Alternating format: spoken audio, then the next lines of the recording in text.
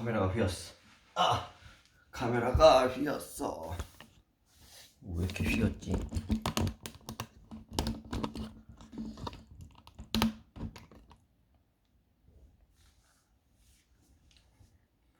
일정 아닌가?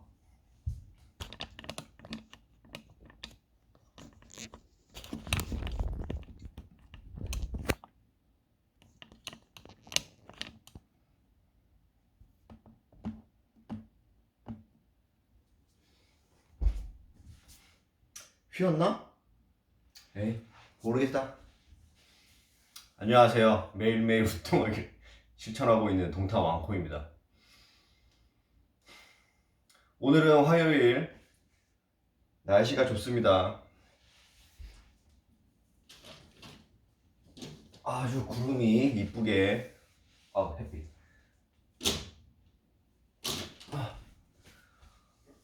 잠을 푹 잤어요. 진짜 노는 것도 힘듭니다, 여러분. 체력 관리 열심히 하셔야 돼요. 운동을 열심히 해야 나중에 늙어서 놀 수 있어요. 오늘 스트레칭이랑 팔굽혀펴기 최대한 30분 꽉꽉 채워서 하겠습니다. 지금 운동할 땐 CNN. 그리고 오늘부터 사회적 거리두기 2단계 하는 거죠. 9시 이후로 수도권에 있는 음식점이나 운영이 불가합니다. 포장 판매만 가능하죠. 이제 12월 수능, 연말, 다시 또 새해. 운동합시다. The president right now? I think most people look at Rudy and Sidney Powell and sort of look at it differently than sort of the main thrust of what the legal team has been doing.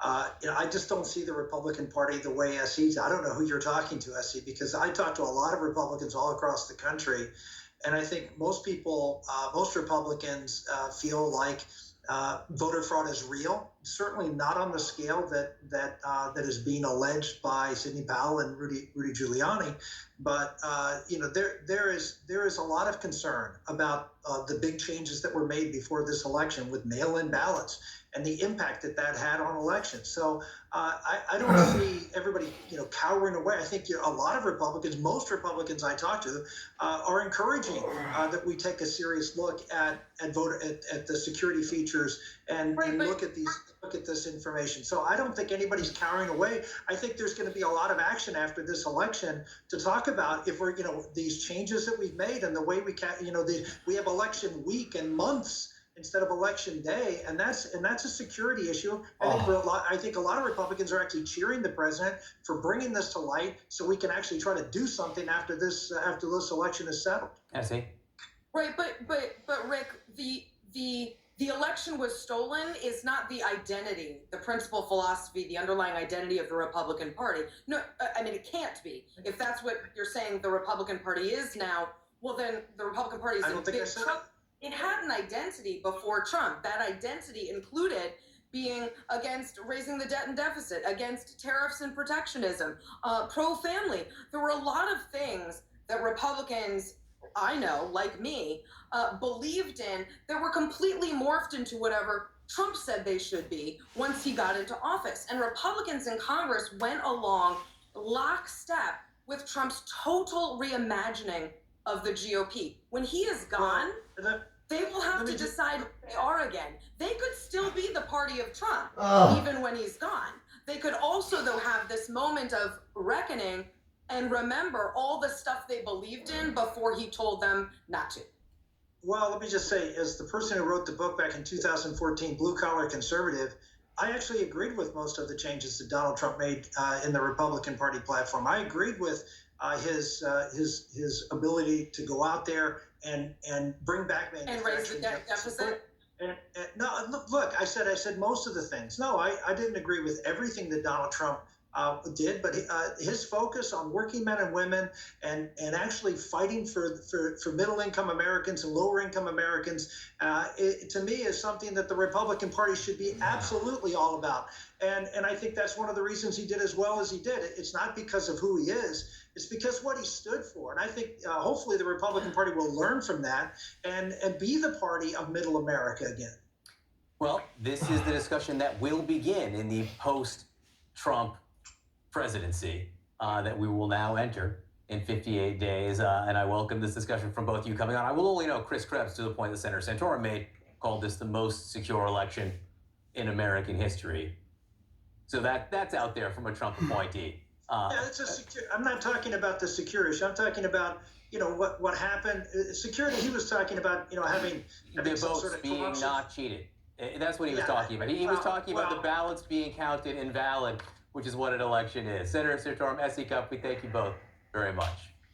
So as the pandemic surge continues, Americans are ignoring warnings by the CDC and choosing to travel ahead of the Thanksgiving holiday in numbers we haven't seen in months.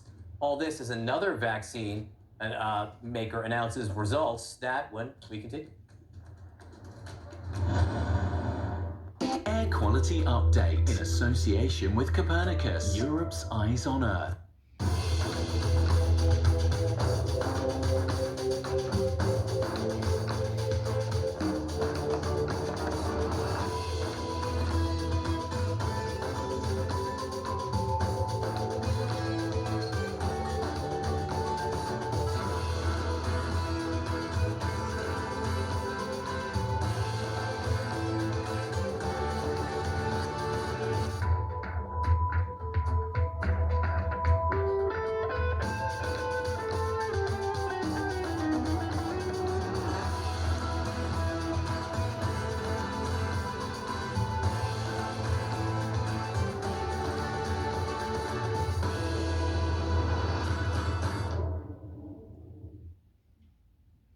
Quality update in association with Copernicus, Europe's eyes on Earth.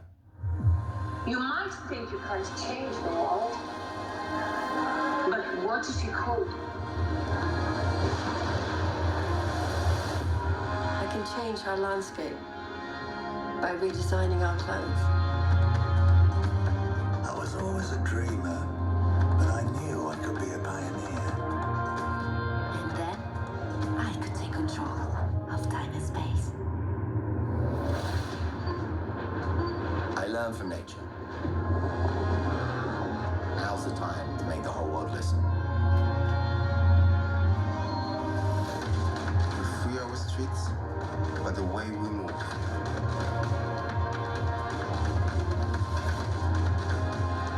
We can share positive energy.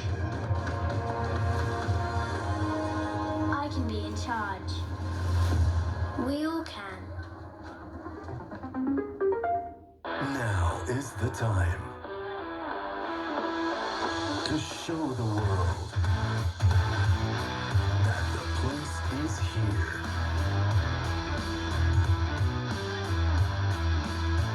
Indonesia, the center of events destination,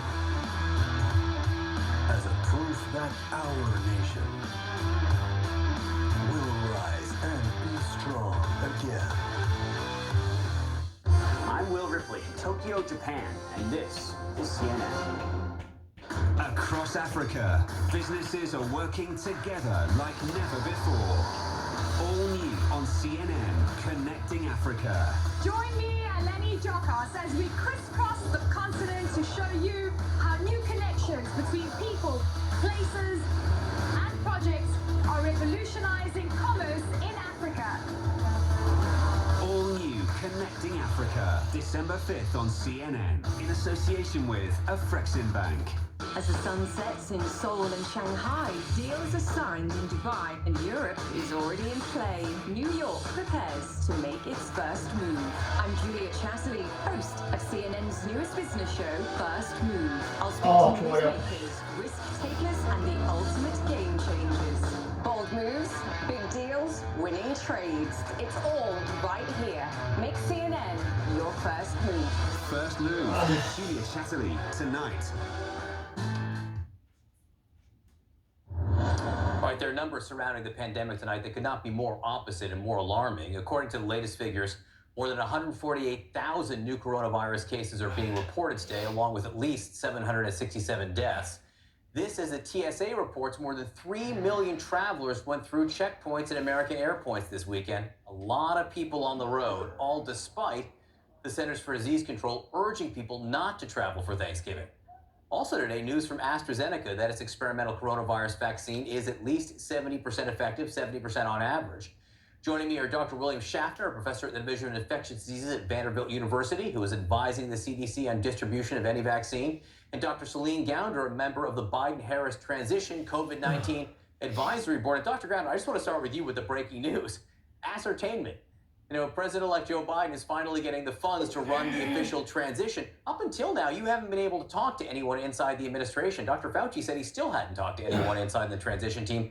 Has that changed over the last 2 hours? And if not, when's the first call going to happen? Yeah, I don't have any news to report in terms of transition activities per se yet. It has only been a couple hours, but I can tell you we are absolutely relieved. The idea that we can move forward with our work, which is frankly work of saving lives, there is a lot of work ahead of us, and so we're just really happy to be able to move forward with that. Dr. Schaffner, the CDC held a virtual meeting today to discuss who will receive the vaccine first. You attended, you were part of this. What did you learn? Well, they didn't take a formal vote, John, but healthcare workers who care for people with COVID are first in line, along with people who work in nursing homes and the nursing home residents also. And then the next group is likely to be essential workers, people who keep our organization, our society working. The average person, a lot of those people are people of color and come from lower socioeconomic strata.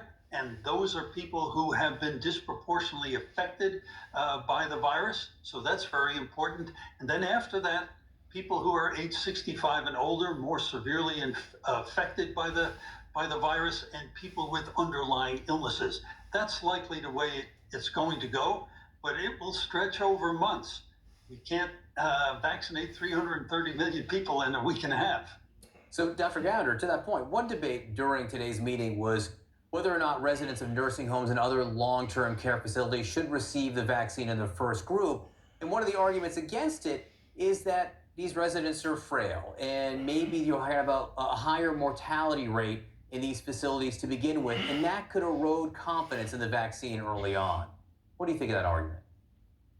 Well, I think ultimately you have to focus on who is truly at highest risk and protect that population. And that very much does include the nursing home population. So I think it's really incumbent on us to do a good job of preparing the public to do the appropriate messaging. We know that even if we were not in the middle of a pandemic, even if you were not vaccinating people, that some of these people would die of natural causes.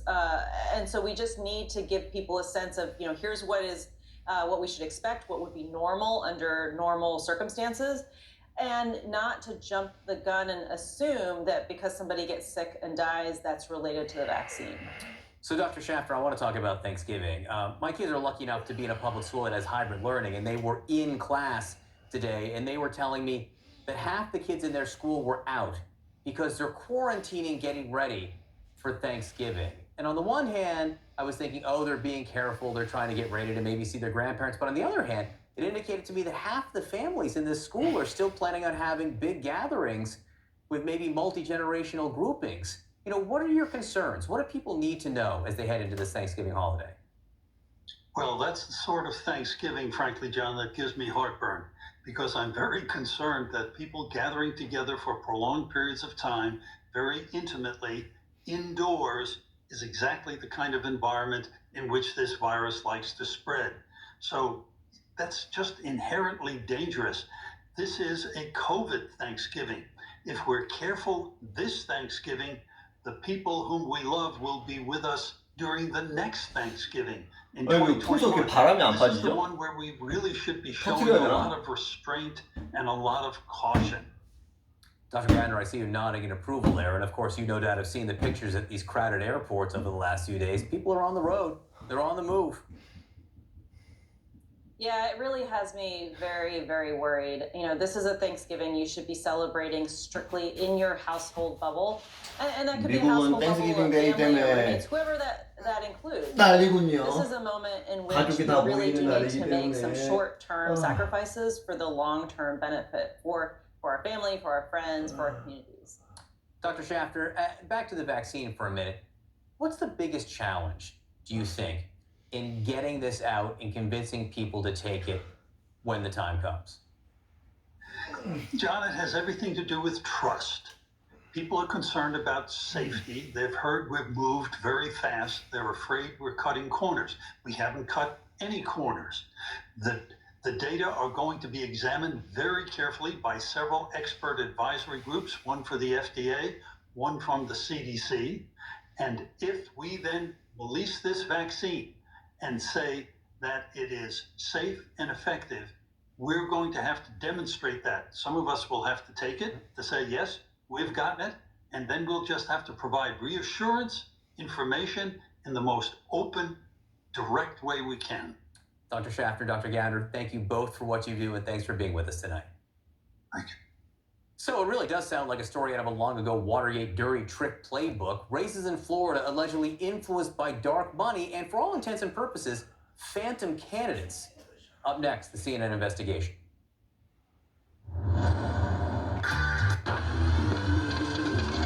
All out, driven with determination, endless dedication, tireless, pushing on, breaking all limits. Giving up is not an option.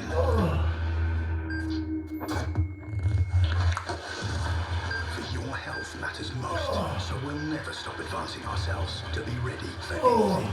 BDMS, your trusted healthcare network. The race ends here. The ATV World Tour Championship. Oh. Oh. It's a fantastic week. Mentally, really tough golf course. Special scenes out there today.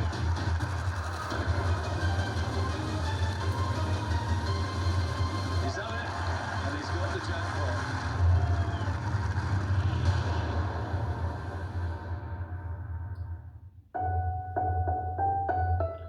Our trust has been broken in our leaders, our institutions, even with our friends. And we are hurting. Now more than ever, we need to trust one another and rebuild those bonds. Because when we trust one another, that is when we can truly achieve great things.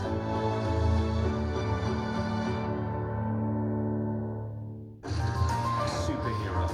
Their disabilities are no match for their resolve. They have taken a life that society has told them is broken, and they have turned it into something extraordinary.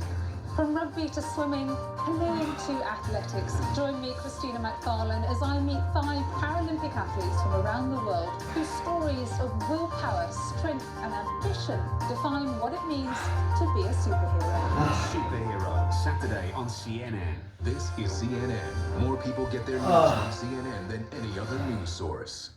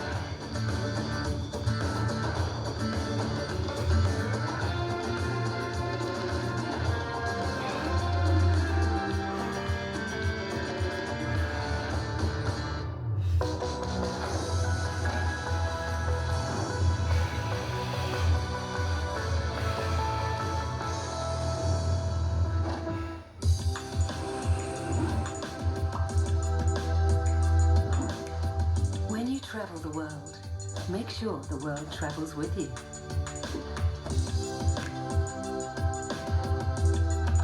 Check in, log on, and get connected with all of the latest developments at your fingertips. CNN CNN partner hotels. Connected 얼마나 to 했죠? your world. 19분. Coronavirus is affecting an entire country, the world. Are we ready? In the beginning of outbreaks like this, nobody knows what's happening. We're determined to keep reporting the story. That's not working, because that's what worries the American. Because we're ready for it. These are the moments where our humanity really does shine through. That's the hardest part. It's heart-wrenching. Dr. Sanjay Gupta, CNN. I'm Nick Payton-Walsh in Sao Paulo, Brazil, and this is CNN. Again tonight, President-elect Biden has finally received word from the GSA that his transition can formally begin. Meanwhile, in Florida, there are a lot of questions about 3 state Senate races. In each of the races, there was a candidate who did no campaigning and held no fundraisers. Instead, there's evidence to suggest they were shill candidates who were planted by so-called dark money, nearly untraceable contributions. The allegation is their presence in the races were meant to siphon votes from Democratic candidates. More now from CNN's senior investigative correspondent, Drew Griffin. It was the closest of races. Incumbent Democrat Jose Javier Rodriguez lost his Florida State Senate seat by just 32 votes. The Republican challenger who won? I'm Ileana Garcia. Ileana Garcia, a founder of Latinos for Trump. But there was a third candidate in this race playing the role of spoiler. His name? Alex Rodriguez, sharing the same last name as the Democrat in the race and promoted as a liberal. Alex Rodriguez got more than 6,000 votes. Jose Rodriguez says the straw candidate cost him his seat by pulling away Democrat votes. Have you ever met him, seen him, talked to him? Has he been involved in any debates? I didn't even know what he looked like until after the race and investigative reporters tracked him down.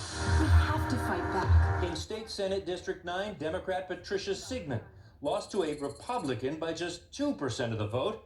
Here, once again, no one ever saw the supposedly liberal third candidate. She had no website. She never participated in any of the debates or forums, never showed up anywhere. She wasn't even registered to vote until she filed. In these races and one other, ghost candidates in Florida were supported by mysterious PACs, which sent out hundreds of thousands of dollars in mostly identical advertising mailers, making those candidates seem liberal. Yet CNN has learned the people behind the mailers were all Republicans. This was a new one for me. Ben Wilcox, research director of the nonpartisan watchdog group Integrity Florida, says no doubt someone running a dark money campaign impacted at least one state Senate seat, possibly 2. Florida is so loosely regulated when it comes to financing of campaigns that it's probably legal. But you know, it really shouldn't be. Here's what we know. 2 brand new political action committees registered on the same date at the same minute, and 1 day later received a combined $550,000 in donations from the same company. The paperwork says the PACs were started by 2 young women whose social media is filled with pictures of beaches and boats, but CNN could find no evidence either of them or their PACs had ever been involved in politics. Then, on the very same day, both PACs paid the same printing company all of that $550,000 for the flyers. It's their only expenditure. The printing company and one of the PACs are linked to this man, Alex Alvarado, a Tallahassee-based Republican consultant and former Republican congressional intern. The printing company is run out of this house, owned by his mom and stepdad. The PAC started by a friend of his girlfriend's. And despite being involved in ghost candidate advertising with very liberal and progressive ideas, every one of them is a registered Republican. That even includes the ghost candidate Alex Rodriguez, who was registered Republican until this election. And none of them are talking. We've been looking for Alex. Is he around? No, he'll be back tomorrow, though. That's actually Alex Rodriguez, who lied here to a local Miami TV reporter about his own identity. The money flowed into the PACs from one company, Proclivity. It's registered in Delaware as a corporation under the name Richard Alexander. What or who is Proclivity? The trail ends here at a strip mall in Atlanta, Georgia. This is where Proclivity has a mailbox drop, but nothing else. Democrats like Patricia Sigmund, are calling for an investigation into who paid for all of this. They don't run in order to win. They run in order to just try to siphon off votes. And, you know, they don't have a website, they don't campaign, they don't show up, they're ghosts. Florida's Republican Senatorial Campaign Committee denies any knowledge whatsoever of the mysterious money that helped in 3 of their races. And Drew Griffin joins me now. Drew, what a piece of reporting there. I know you've reached out to them, but when you say no one is talking, you mean the Republican strategists, the people who ran these PACs, and even the ghost candidates? I'm telling you, not a one is talking. They all are shunning our questions, and that includes anybody or anything that is behind that $500,000 in dark money, John. Well, the silence tells you something. And if this is all legal, I guess, Drew, what's to prevent it from happening again? You know, that is the big concern. That Florida watchdog group is really concerned. This is a trend that's going to spread outside of Florida across the U.S. We've seen spoiler candidates before, but we've never seen ghost spoiler candidates supported by this kind of dark money. Listen, you know, Florida is run by Republicans. It will take Republicans to find out who is behind this. Right now, John, they're not showing the least bit of curiosity. Drew Griffin with the reporting and the receipts tonight. Terrific work. Thanks so much, Drew. A reminder, don't miss Full Circle, Anderson's digital news show. You can catch it streaming at 6 p.m. Eastern at cnn.com/Full Circle, and watch it there and on the CNN app at any time on demand. The news continues, so hand it over to Chris for Cuomo Primetime. All right, thank you, John. I am Chris Cuomo, and welcome to Primetime. We all have reason to be thankful tonight. The Biden administration can finally start the job. The GSA lifted its revenge block that it had on behalf of Trump. This is a victory for democracy, but the lesson is in how we got here. Even this move is proof of what we must stomp out in our politics. The GSA head writes, "I've always strived to do what's right. Please know that I came to my decision independently, based on the law and available facts. I was never directly or indirectly pressured by any executive branch official, including those who work at the White House or GSA, with regard to the substance or timing of my decision." Carefully worded and with good reason. You know why? She was just doing her job. She was refusing to do her job. And on what basis? There was no legitimate basis. There were no facts she could draw on to question the results or the apparent winner. So what did she base it on? She was never pressured? Then how about this tweet right after her transition? Trump tweeted, "I told her to do this." I'm not going to read it. There's no need to anymore. Lie, defy, deny.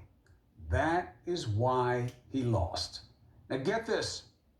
He's worried that this tantrum that has kept us from dealing with a pandemic and our duly elected president-elect, it may hurt his brand. Know this. This is your brand, Mr. Trump. You will forever be remembered as viciously divisive and a demagogue. A man who lied about a pandemic to suit his own interests. Period. Amen. And here is another nail in that coffin. The city of Detroit probably had more voters than it had citizens. I'm exaggerating a bit. You think? He literally had BS coming out of his ears the other day. Literally. But look, the cast of fools is not just the lawyers. Come on. It's about the man who lost and all those who sat idle. Not a single GOPer has called out Trump's savaging of our democracy. Know that. Now, the election is released from the grip of this gripe that Trumpers hold. Now, we can get to the real fight for relief for all of those suffering and literally going hungry in the richest country in the world. Maybe some plans, resources in fighting the pandemic and figuring out our panic approach to school. Look, a president who cares about the problems, will admit them, and give you the truth about them is already a positive step. Our job here is to hold this administration to doing exactly that, and we will. But it is also the job not to be so focused on the desperate need to move forward that we forget how we got here. If we don't expose and hold those who allowed this travesty to happen, if we don't hold them to account, they'll just keep doing what Trump demands. Not with chuckles. That's not going to be me. Oh, come on, Senator. Isn't that too cute by half, Congressman? No. What happened here was ugly and intentional, and the response must be served directly and cold. All those who stood silent and pretended this was just about style, or things that they wouldn't say, but he can, and that there were legitimate issues to litigate, they knew better. They never offered you a piece of proof, and they never asked for any either. 16 days were stolen. How many of you paid the price of this inaction, of this cowardice, of this economic pain that they did nothing about? And now they say, oh, the kind of scrutiny Cuomo's talking about, it makes us victims. 한국급하기 10개만 하고 끝내겠습니다. Remember what your job is, do it or get out. And you must remember who failed to do their jobs, but just as importantly, why. A reminder of our politics at its worst. Demand better from those in power, yes, every day. And those who may do nothing but oppose, even in a pandemic. Also, remember what worked best for us here, okay? It was not our politicians. Law and order.